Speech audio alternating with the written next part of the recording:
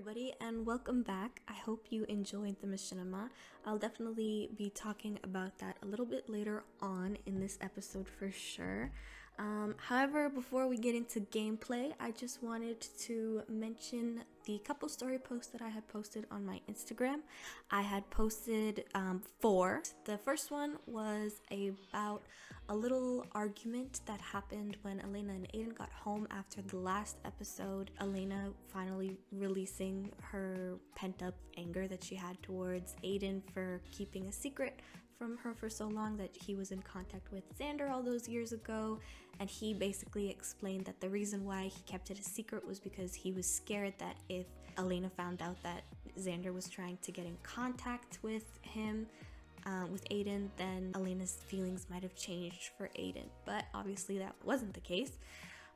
So they made up and everything was fine. The next 2 were 2 parts of one story, and I had put trigger warnings on it because it had dealt with some really heavy stuff. So first of all, trigger warning, because what I'm about to talk about is very dark and serious. Julian has been struggling for a very long time with his mental health for many years. You know, he's suffered a lot of loss in his life. From his father leaving to his mother passing away to the loss of his child. So I think Annalise falling into that coma was the last straw before Julian finally admitted out loud that he was really struggling, and he even admitted that he was feeling a little bit suicidal and weighing his life on Annalise's, which is extremely dangerous and not right. So I'm definitely going to be talking about that a little bit later as well. The time difference between this episode and last episode was about a month, so we're going to be talking about how everyone has been since the incident. And then the last story post was a conversation between Maria and Jordan that just basically talked about Maria's feelings and where she was at with her biological father coming back into town, which is the conversation that you just saw in the machinima. Again, none of the story posts were super important to developing the storyline, but they are just extra bits if you want to go check them out. My Instagram is always stated in the description below. So right now we are looking at a house that we've never been to before.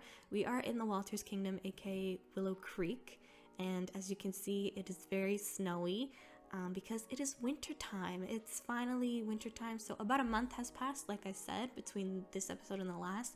So I imagine that now it would kind of be like early mid-November. So there's snow on the ground and it's officially winter time.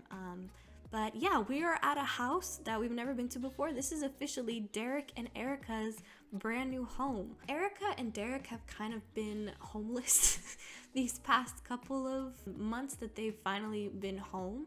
Derek and Erica have kind of been moving back and forth between Kingdom and Palace, staying with family just because they had been gone for so long in Selva Dorada that finally, now that they're back, they just want to spend time with their family.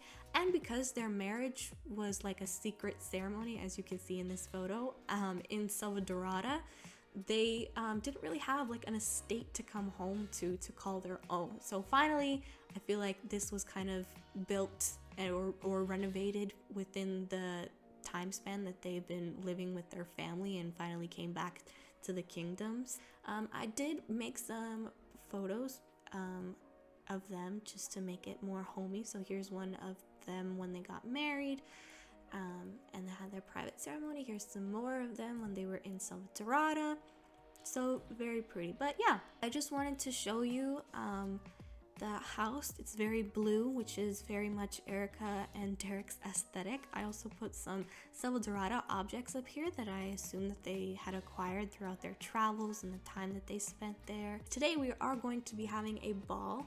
We're going to be having a ball to celebrate Erica and Derek finally coming home, but also their union of 2 kingdoms. By them getting married, they have created a strong bond between both kingdoms. Oh, and Derek shoveling snow through the gates. Yeah, they've technically united two kingdoms through their marriage, which is very exciting. So we're gonna have all nobles and royals of both kingdoms having a party here at the Walters Palace. We're gonna do that a little bit later on. As you can see, we have empty bedrooms, maybe a guest room or a gym, and some kids' rooms. Okay, so here we are at the Walters Palace. I quickly wanted to show you before we start the ball, Prince Nicholas. Prince Nicholas is he's going to be like 1 year old in like a couple months, and I put him in a bigger toddler preset. He's dancing before the ball even starts. He's so cute. There was some more presets made by Redhead Sims, and this one is like extremely slightly smaller than the regular toddler preset. So yeah, that's what he looks like now.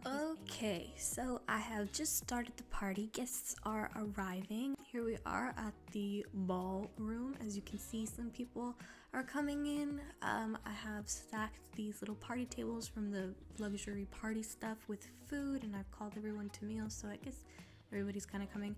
I hired a service, like I hired a bartender, but I guess Duchess Rose is attending it, which is fine. Here's Martha. I guess she's sitting just waiting for people to come in. You know what? I'm actually going to have Martha go ahead and make friends. I downloaded the Control a Sim mod, so if I control her, and oh look, Lord Amari's coming. So you probably are wondering who these two kids are.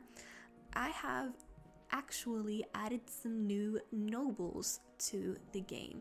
So basically, our noble titles have been completely fulfilled as far as the Walters Kingdom goes. However, we've had two missing spots as far as noble titles go in the Halverson Kingdom. For quite some time now, we do have a Duke and Duchess. This lady here is Duchess Rose. Duchess Rose is married to Duke Pablo, and together they have two sons. They have Lord Aiden, who we all know and love, who's married to Princess Elena, and they have Lord Levi, who we also know and love, who is best friends with Princess Erica. Right next to her is Marchioness Iris. Marchioness Iris was the late king's younger sister, and she's married to Marquis Calvin, and together they have Princess Etta and Lady Joanna. So those two noble titles as far as Marchioness and Duke, because that's who Duke Pablo holds the title, and Marchioness Iris holds the title as far as Marchioness and Marquis goes. So those two titles have always been fulfilled. But as far as Countess or Earl and Baron and Baroness, we've never had a Baron and Baroness. We've obviously had a lot of changes when it comes to the Earl and Countess. Our last Earl that we had was Earl Mason, who was Julian and Martha's dad. Here's Martha here. But obviously he left, and the title fell on Julian for a bit, and then Julian became prince. So I don't know where Julian is. Even though when Julian married Annalise, he became a prince, his responsibilities as an earl were still upon him, and I thought that would like be okay. But then if you really think about it, it's kind of biased because, oh, here's Julian. It's kind of biased because it's like he's obviously going to agree with whatever the queen does because he's married to her daughter, though, you know, the heir to the throne. So I feel like it wasn't fair as far as like noble titles. Nobles are the ones that are supposed to like support the queen and enforce her laws and stuff like that. So yeah, I just felt like it wasn't enough. So I did add two brand new noble families to the game. I have invited them, so this is their first, I guess, outing. I love how everybody's sitting here talking to each other. That's so cute. Look, Derek's talking to his sister. Erica's talking to Levi. Oh, I guess they're getting up maybe to dance. So here is Earl Rahim of Halverson Palace. He is super sweet as far as personality goes. As you can see, he has very kind eyes. I think he's going to talk to his daughter. So Earl Rahim is married to I saw her here. Where is she? Earl Rahim is married to Countess Amina, who is gorgeous. She's definitely maybe more of the strict parent when it comes to, I'm gonna change her outfit just because I like this one better. She is definitely more strict when it comes to the two of them, but together they actually have 3 kids. Here is their oldest, Lord Khalil. He's super cute. He has a very similar personality to Lord George, so I think that they'd get along very well. But he is the oldest, so he'll be inheriting the Earl title. Lord Khalil has a twin sister, Lady Tanisha, who looks very upset right now. I don't know why she's so sad. She's talking to somebody over there. I don't know who. But yeah, that's her twin. So they're twins. They're around the same age as Maria, which is nice because Maria will finally have some kids her own age to hang out with in her own kingdom, which is exciting. Here she is talking to Lord George. They also have a younger brother named Amari, who's giving some serious side-eye to Princess Annalise for some reason. I also think that Lord Amari will actually get along really well with Martha because they kind of have that same quiet, shy personality type. That's Earl Rahim and his family. And as far as the title of Baron or Baroness goes, it is upheld by Baroness Cynthia. So here's Baroness Cynthia. She is absolutely gorgeous. I love this outfit. She is married to Baroness Bianca, who is over here. She's very sweet. They're super sweethearts. And together they have 2 kids. They have a little toddler who I can't find right now. Oh, there he is. Lord Tobias. So this is their second youngest. He's very cute. And he's waddling around. And then they have a little daughter, Lady Isabel, who's over here. So yeah, those are our new nobles. I'm so excited to finally have new characters in the game. And hopefully they'll get along, nicely. But I actually wanted to quickly play from Maria's perspective so we can talk a little bit about what happened in the machinima. So the machinima, as you saw at the beginning of the episode, ended with Maria hugging her stepdad Aiden, which I thought was really sweet because Aiden has really kind of been the only type of paternal experience she's ever had because Xander wasn't ever really in her life. So I think that was like a nice way to basically saying it was nice meeting you, Xander, and your story is crazy and I have a lot of respect for you in being able to stand up against your parents and stuff like that. But also, I already have a dad and he's pretty great, which is really cute. That's not to say that Xander won't be in Maria's life, but she's definitely not going to replace Aiden in any type of way. But Xander actually did leave. I imagine the machinima, that conversation that happened between Maria and Xander, happened like 2 weeks ago. So Xander left, he went back to whatever remote town he lived in. And for a little bit more of his backstory, he actually did end up getting married to his girlfriend Gemma and moving out of the kingdoms. And he left and they went to live in a little remote town that didn't belong to any type of kingdom or monarchy. And they lived there a happy life. They actually tried to have kids, but it didn't work out. And when they went to the doctor to see what was going on, it turned out that Gemma was having some problems and she wasn't able to bear children, which was obviously very devastating for them. And she actually ended up growing a little bit bitter and left Xander without telling him. I think she knew about Xander's powers, and I think she was upset that Xander didn't do anything to help the situation magically, even though he couldn't, because magic doesn't have, at least in my game, magic doesn't have control over life or death. So there wasn't much that he could do, but I just feel like that she kind of pinned all of her anger onto him, and then she left him, which is kind of ironic because he kind of left his daughter. He kind of left Maria and Elena, and then his wife went on to leave him. So I thought that was kind of funny. Well, it's not funny, it's sad, but like you get what I'm trying to say. But yeah, he went back to his home. He's still searching for his wife. She's been gone for a couple years now, which is actually the reason as to why he called Aiden in the first place all those years ago. He wanted to ask Aiden for help in finding his wife who had gone missing. So she's been missing for quite a long time, about over 5 years. So obviously Xander didn't end up asking Aiden for help, but that was his intent in calling. So yeah, that's the backstory, folks. Getting back to Maria, she's obviously been heavily supported by her parents. Elena's been a little bit more distant because I feel like, where is Elena? Let's see her. Oh, here she is. So as far as Elena, I feel like she's not too good at understanding her feelings or wanting to process them. So with this whole situation, she's kind of just been like, I'm fine. And so even though she's not really exactly fine because she didn't agree to meeting Xander in person to talk everything out, because I feel like her best plan of action is to just avoid her feelings about the whole situation on him coming back, because I feel like she had made her peace with him being gone for such a long time that she never expected him to come back to the kingdom. So Aiden has kind of been a rock for not only Maria but Elena as well. He's kind of just supported them in any type of way. He was totally okay with having open and honest conversations about Xander with Maria, where Elena couldn't have those conversations. So he's been just a really good dad and husband. You know, he's great. But yeah, everybody's kind of just been adjusting and getting back to normal. Maria was super excited to finally see her friends again.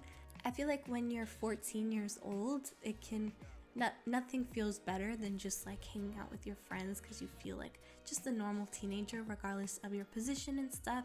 And so when Jordan came over that one time and they had their little talk, it meant a lot to Maria and kind of helped her escape from all the chaos. Here are the boys. Why don't we get Maria to come and talk to them? The last time that all 4 of them were together, including Angelica. Angelica isn't here right now because she's not Lord or Lady. She doesn't hold a title, so she didn't come to the ball. But we'll see her later on. I'm planning on having just like all of them get together and spend some time with Khalil and Tanisha later on. Anyway, so the last time that the 4 of them were together, including Angelica, who isn't here right now because she doesn't hold a noble title.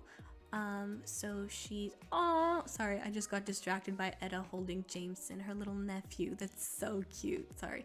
Anyway, the last time the 4 of them were together was when they went to go see Maria in her coma with Raymond, because Raymond wanted to come. He texted George and said, I want to come visit Maria and show my support. So they took him alongside. Jordan and Maria are obviously the closest out of all 4 of them. And I think seeing that Raymond was willing to come to the palace to show his support and to see how Maria was actually doing when the whole coma rumors broke out in the kingdoms really made him see like, oh, maybe he isn't that bad. I feel like Jordan is the type of personality that when he loves you, he's very protective of you, so he doesn't want anybody to hurt you. And so that's why I feel like he was maybe a bit standoffish when they all first met Raymond, or when Maria first met Raymond, because I remember the episode where they actually did meet. Jordan kept following Maria around, and I think it was because he just wanted to make sure that she was being treated right by Raymond. So I think when Raymond came to see Maria, that was when Jordan realized maybe this guy isn't so bad. Maria's been obviously dealing with a lot these past couple months with her dad in the coma, that she hasn't really had time to form any type of relationship with Raymond, even though she thought that she was cute that one time they met. Again, they only met one time, even though I imagined that they had been texting and talking over, you know, the phone and stuff like that. I'm not forcing anything because, again, she's young, she's dealing with a lot. We're gonna let the game decide on how their relationship goes. Their friendship levels went up super fast as soon as they met. She's, I think, better friends with Raymond than she is with George, and she's known George a lot longer than she's known Raymond, which is kind of funny, but I kind of like that. It's like she made that like super close connection with yeah, they have the same friendship levels. That's crazy. And we're going to see him later on. I think we're going to invite him to their little hangout with Khalil and Tanisha later on. I think I'm gonna have them go to like a little roller rink, which will be nice. Sometimes I think when you're dealing with hard stuff at home, it's easier to kind of just get lost in things that are happening in your teenage friend group life.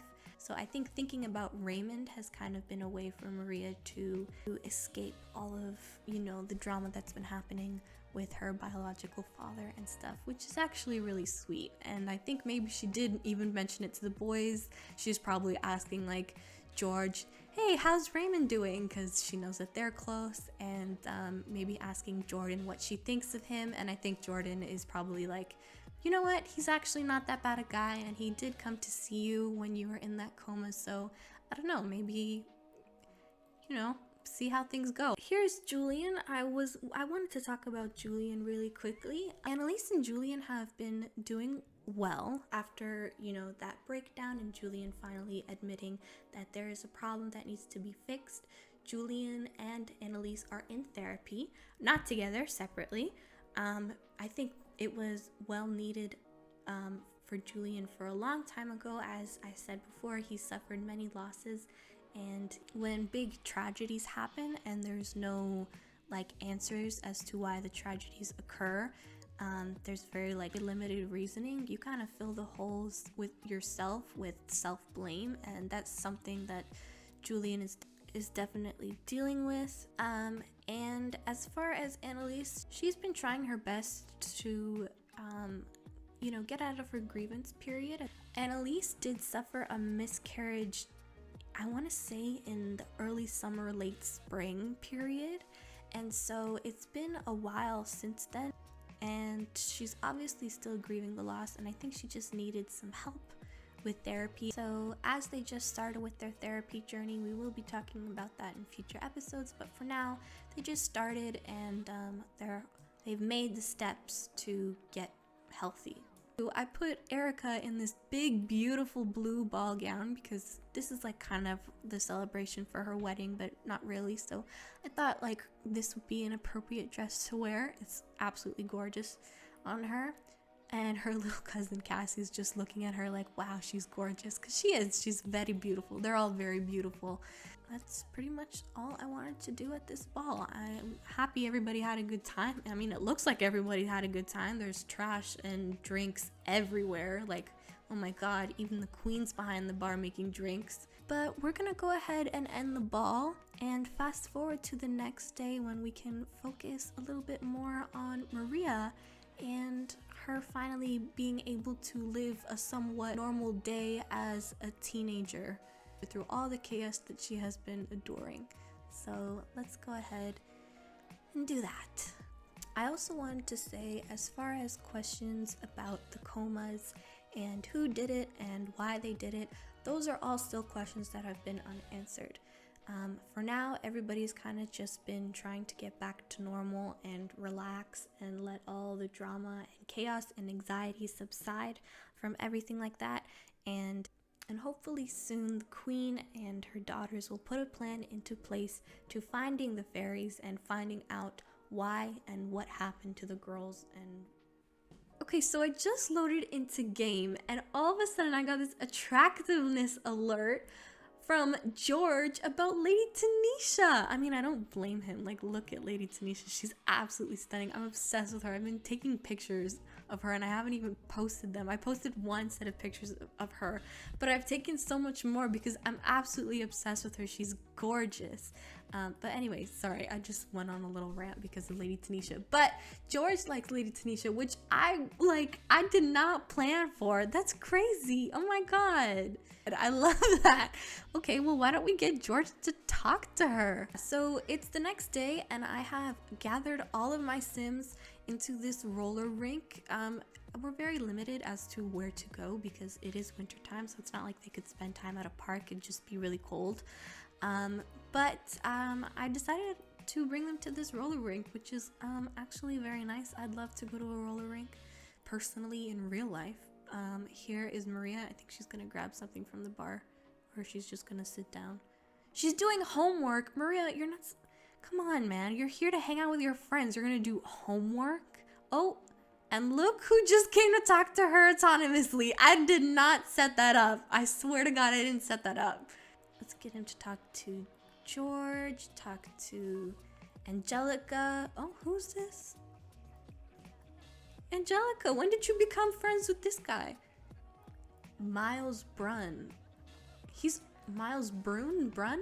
He's also a teenager.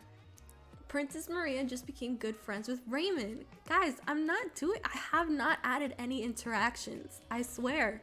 I feel like Maria's just very grateful to, have friends to escape to from all the drama that's been going on with her family and this magic, crazy lineage stuff. I wonder who Angelica finds attractive. I haven't looked. What do we think about Lord George? Angelica thinks Lord George is very unattractive. That's so funny. I'm sorry. I think it's funny because these two are technically brother and sister-in-law because their siblings are married and they're family, but like they've never really gotten along, which is very funny because even within their teenage years, they still don't really like each other. What do we think about Miles? Miles is a fast friend that she just met, just like here, just this random townie that I've added to my game. Oh, he's very unattractive as well. Miss Thing, who do you think is attractive? What do we think about Jordan? Basic looking. Okay, that's better than unattractive. What about Khalil? Basic looking. Okay. What about Raymond? Basic looking. Okay. Fun fact, actually, Angelica is bisexual, so we even have attractiveness scale appearing on female Sims, and she also thinks Lady Tanisha is basic looking. And basic looking. Oh my god, I didn't know Angelica was so hard to impress. These two girls, Chastity and Samantha. Chastity is actually Raymond's twin sister, and Samantha is just from school, the same private school that Angelica and Jordan and George go to. So maybe she likes one of them. Oh my god, stop. She really likes Charity. I didn't know that. Maybe we should invite Charity to the roller rink and Samantha. Wait, how come I can't do it? Is she already here? I also wanted to mention, as far as security goes, I should have mentioned this at the beginning when they first came to the roller rink, but as far as security goes, Maria always has security guards around her. All the royals do. Even the nobles, I'd say, have like at least one security guard around, but they're more in disguise, and because I can't control like 50 million Sims, just pretend that there's always security around. Some are in, regular security uniforms that like Leroy wears, but some of them are also in disguise as like regular people. So like, say this person, for example, he could be our security guard for Maria. Aw, and George and Maria became good friends too. I'm really happy that everybody's getting along. That's really sweet. Maybe now that I checked the attractiveness rates with Miss Angelica, we should do that with everyone else as well. How about Jordan? Let's try Jordan. Princess Maria, very unattractive. Oh my god. Oh my god. That's so funny. Okay, I don't think Jordan thinks that Maria is like ugly. I think very unattractive in the sense where if they were to ever have anything romantic, it would just be strange because they're such good friends.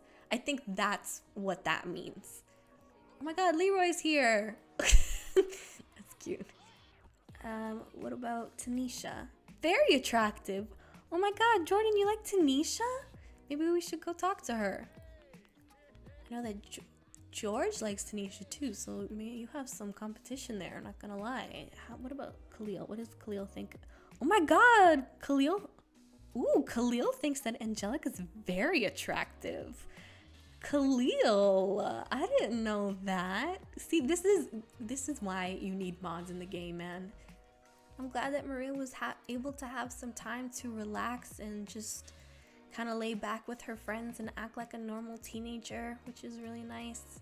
I'm really happy that she's happy and energized, and she has some great friends by her side too. And I really love Khalil and Tanisha. Here they are sitting at the table together. They're probably talking about what they think about their new friends. I really like them. So I hope you guys like them too. Please let me know what you think on everything about today, what you thought about the ball, what you think about Erica and Derek's new house, what you thought about the machinima. Let me know if you have any questions, comments, or concerns, and I'll see you guys next time. Bye.